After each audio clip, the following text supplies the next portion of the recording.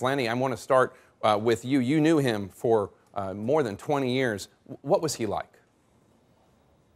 I got to tell you, Tim was a very passionate individual, probably one of the most passionate individuals that I had ever met personally. He was certainly very scientific, and probably more importantly, Tim had a care about other people that I had never met in my life. I'd never seen that type of a caring individual. He was truly, truly caring more about other people than he did himself. Lanny, I just want to ask you, when you think of, because we want our viewers to understand who this man was beyond what he did on television and beyond his heroism in tracking storms, what will you remember most about him when you think of Tim?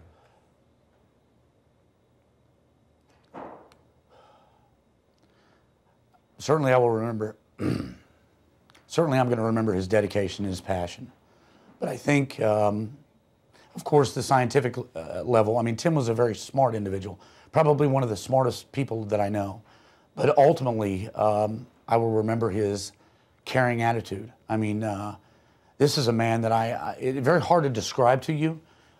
You would almost have to meet him. He truly did care more about other people than himself. And that certainly showed anytime you spoke with him. You could be a novice, a chaser or what have you, or just somebody off the street.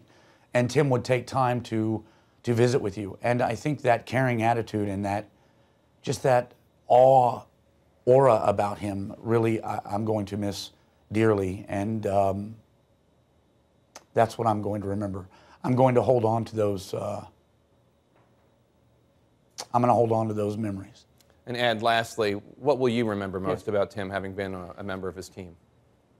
Well, just the knowledge that he was willing to impart on those around him.